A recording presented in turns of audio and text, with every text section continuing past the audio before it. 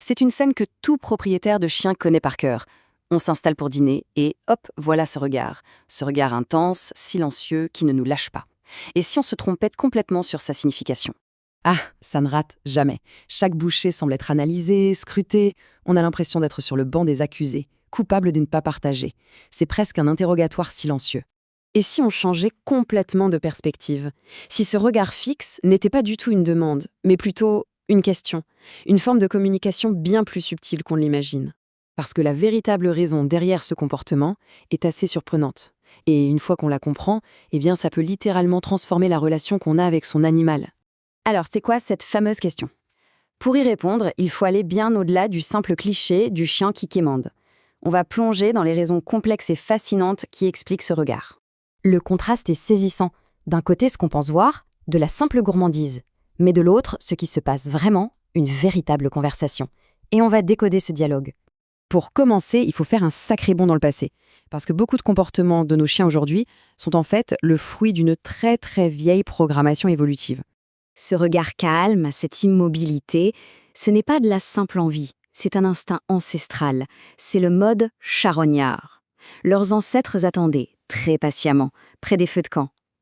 La différence, elle est énorme. Un chien qui a faim est agité, il bouge, il se lèche les babines. Là non, le chien est parfaitement calme. C'est une nuance essentielle. Et puis, il y a l'héritage de la meute de loups. Quand le dominant mange, c'est un signal pour tout le monde. Ça veut dire, le chef est là, il y a de la nourriture, donc tout va bien, la meute est en sécurité. Ce regard, ce n'est pas un jugement, c'est un check de sécurité. Au-delà de l'instant pur, il y a un autre élément qui est absolument fondamental dans la vie d'un chien. La routine, le réconfort d'un rituel. Il faut se mettre à leur place un instant. Leur journée est souvent faite d'imprévus, de portes qui s'ouvrent et se ferment, mais l'heure du repas, ça, c'est sacré. C'est un point fixe, un rendez-vous fiable où la présence de leur humain est garantie. Et c'est là que ça devient passionnant. Ce que le chien anticipe avec tant d'excitation, ce n'est pas tant la nourriture elle-même que ce moment de calme, de présence. C'est le rituel en soi qui est attendu, bien plus que le contenu de l'assiette. Et n'oublions jamais à quel point un chien est un observateur intelligent. Il passe son temps à étudier son maître, ses habitudes, ses émotions. Ce chiffre est juste incroyable. Des analyses ont montré qu'un chien a calculé qu'il y a 42% de chances pour qu'un petit quelque chose lui soit donné avant la 6e bouchée de son maître. Ce n'est pas de la manipulation, c'est de l'intelligence pure, le résultat de milliers de micro-expériences. En plus, les chiens sont de vrais experts pour lire les visages humains. Ils peuvent distinguer des dizaines de micro-expressions.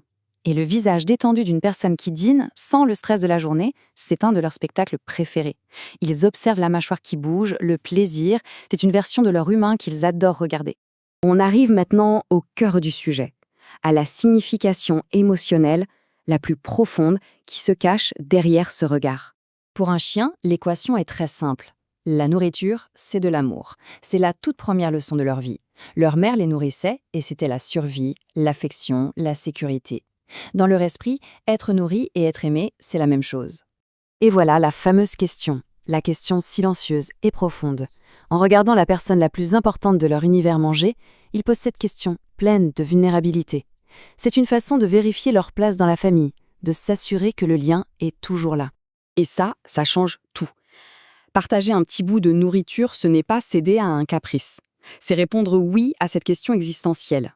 C'est une communication incroyablement puissante. C'est dire « oui, tu fais partie de la meute. Oui, je t'aime toujours ».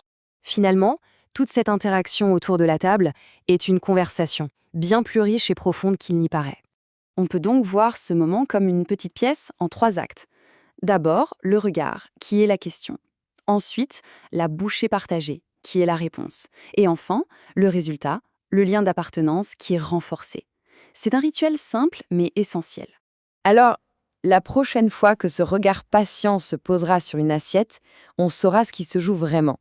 Ce n'est pas de la mendicité, c'est une connexion. Et ça amène une dernière pensée. Combien d'autres conversations silencieuses, tout aussi importantes, ont lieu chaque jour, juste sous nos yeux?